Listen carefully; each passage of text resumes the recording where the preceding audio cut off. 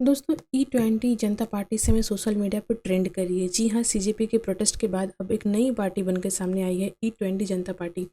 और ये बहुत तेज़ी से फैल रही है सोशल मीडिया पे। और इसके एजेंडे में क्या है इसे समझेंगे हम। एक्चुअली में E20 संबंधित है पेट्रोल से। जी हाँ, पेट्रोल को लेकर के पिछले कई दिनों से हमारे यहाँ काफ़ी बड़ी बहस चल रही थी कि जो इथेनॉल ब्लेंडिंग हो रहा है इससे काफ़ी नुकसान हो रहा है गाड़ियों को, इससे नुकसान हो रहा है हमारे इन्वायरमेंट को, और इससे जो हमारे ज़मीन के अंदर का पानी है, जो ग्राउंड लेवल वाटर है, उस पर भी असर पड़ेगा। तो E20 जो फार्मूला है उसे नहीं अपनाना चाहिए, उसे वापस लेना होगा सरकार को। और मेरी गाड़ी मेरा अधिकार, इस तरह की जो चीज़ें हैं वो पहले भी चल रही थी, लेकिन चूँकि अब जो सीजेपी है उसे अपने प्रोटेस्ट के बाद एक सफलता मिल गई है, उसके बाद जो है E20 जनता पार्टी अस्तित्व में आ गई है। सोशल मीडिया पे काफ़ी ट्रेंड चल रहे हैं, काफ़ी लोग उसे कवर कर रहे हैं, और निशाने पे अब नितिन गडकरी हैं।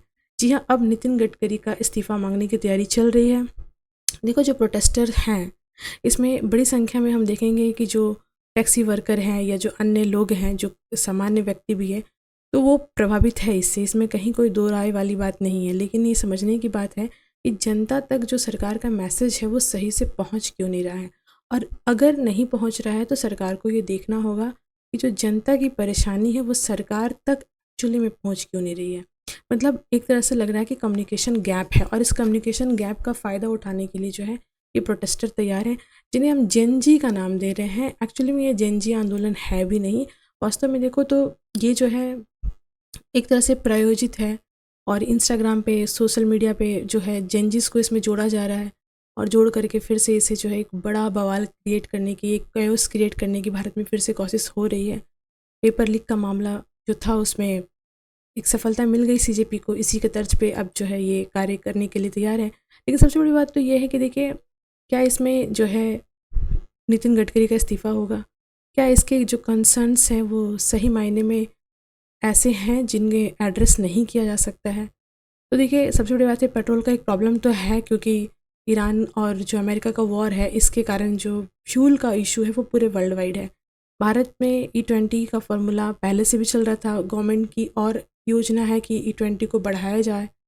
तो इसमें जो है नए नए प्रोटेस्टर्स पहले से भी खड़े हो गए थे, नए नए प्लेयर्स पहले से भी चल रहे थे। जैसे इन्वामेंटल वाले जो थे, नॉर्थ ईस्ट में जो इन्वामेंट के नाम पे प्रोटेस्ट करते हैं, तो देखिए ये सब NGOs के द्वारा प्रायोजित होता है। ये सब बहुत, इसके पीछे बड़ी बड़ी ताकतें होती हैं, लेकिन जो कॉमन लोग होते हैं उन्हें पता नहीं चल पाता। एग्जाम्पल में आपको पता होगा कि तांबा जो है वो तमिलनाडु के अंदर भारत की बड़ी फैक्ट्री थी, वहाँ पे है ना, भारत के जो प्राइवेट प्लेयर्स हैं उनकी बड़ी फैक्ट्री थी। लेकिन तांबे का एक इशू क्रिएट किया गया, और कैसे उस फैक्ट्री को बंद किया गया 2018 में, और उसके बाद फिर इन्वायरमेंट के नाम पे किया गया।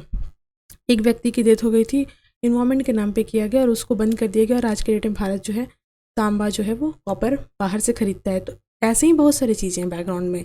ये तो एक छोटा सा एग्जाम्पल था जो आप जानते होंगे। तो बस नितिन गडकरी टारगेट पे हैं, लेकिन सरकार को भी समझना होगा कि जो एग्जैक्टली जो बताया जा रहा है कि गाड़ियाँ डैमेज हो रही हैं, गाड़ियों का जो है माइलेज कम हो जा रहा है, और जो पेट्रोल है एक्चुअली में 100% जो पेट्रोल है उसका दाम E20 के कंपैरिजन में कम है, वो इसकी इफ़िशियंसी ज़्यादा है।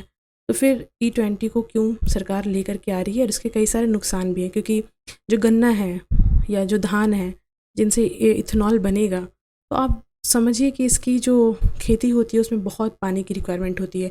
और भारत में लगभग जो खेती है वो ग्राउंड वाटर पे ही निर्भर है, क्योंकि मौसम पे निर्भर करके खेती बिल्कुल भी नहीं होती है। तो ग्राउंड वाटर ही हमारे खेती का एक मेन जरिया है। तो यहाँ पे हम देखेंगे कि ग्राउंड वाटर भी हमारा वो ख़त्म होगा, उसमें असर पड़ेगा, ये समस्या है।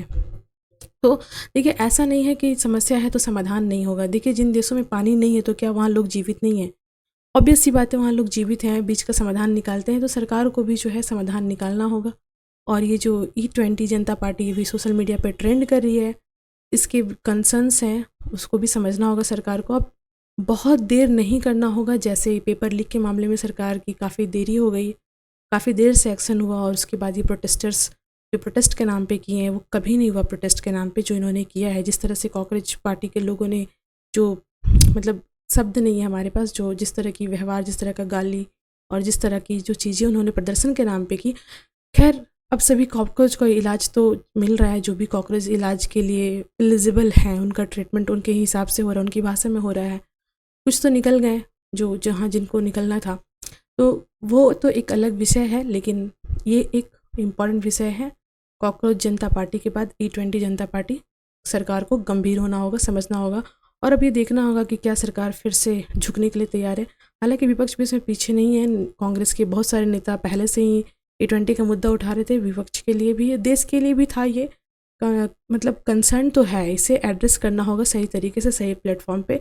और मुझे लगता है कि कहीं ना कहीं सरकार जो है नैरेटिव वॉर के जो घेरे में है वो फंसती जा रही है। नैरेटिव वॉर सरकार जो है नहीं लड़ पा रही है फ्रंट पे आकर के, ये सब जितने भी जेंजिस के नाम पे आंदोलन हो रहे हैं।